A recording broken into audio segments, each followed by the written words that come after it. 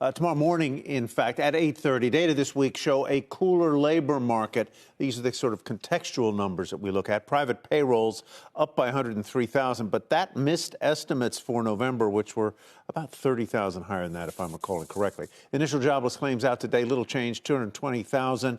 Continuing claims did hit the highest level in 2 years. Despite these numbers, our next guest says we could be in for an upside surprise tomorrow.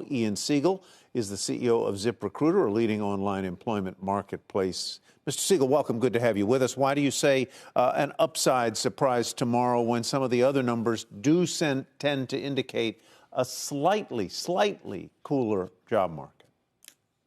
Well, to be very clear, if you look just at ZipRecruiter job posting data, what you will see is that it continues to decline, just like it has persistently declined for the last 18 months.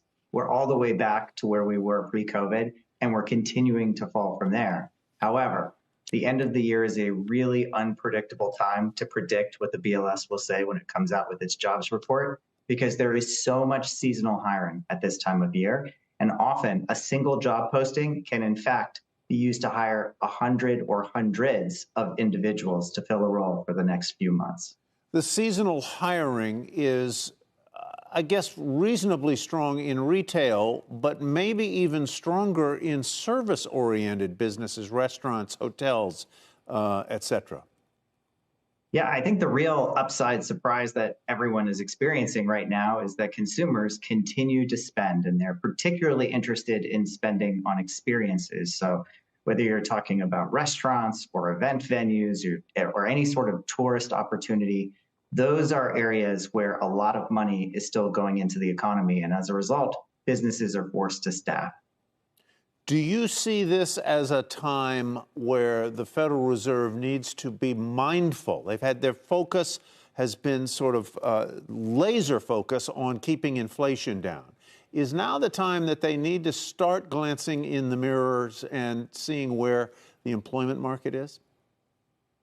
I mean, I'm going to say I sure hope so. If you look at where we are relative to a year ago, you've seen wages begin to flatten in new ZipRecruiter job postings. You see the number of new job postings that have a signing bonus as part of what they're offering down 25% from a year ago. In ZipRecruiter's surveys of our employers, they're telling us that over half of them have lowered the salary of at least one position that they're currently advertising for. Mm-hmm. So it definitely seems like the work the Fed has done has served its purpose.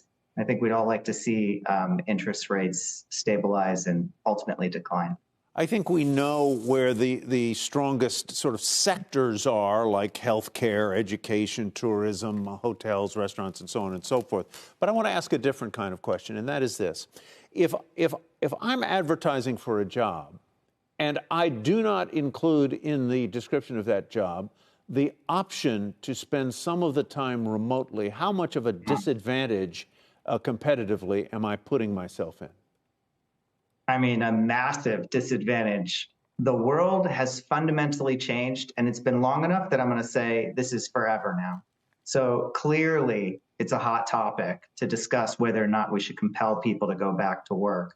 But the currently employed people are voting with their feet. And what you see is higher satisfaction amongst those who are working for companies that allow some sort of hybrid work style. You see that job postings that say they can be done remote get 3 times as many applicants as those that insist on an in-office work policy. Yeah. This is a sea change in what we have experienced over time. And if you even compare the number of job postings on ZipRecruiter today with a year ago, you'll see that there's 4 times as many job openings that offer either hybrid or fully remote work in the job description. Yeah. So this is working its way through our economy. Any advantage will be taken by employers. Remote is key here. So Brian, Kareem, Nikki, you all can go home. You can work remotely.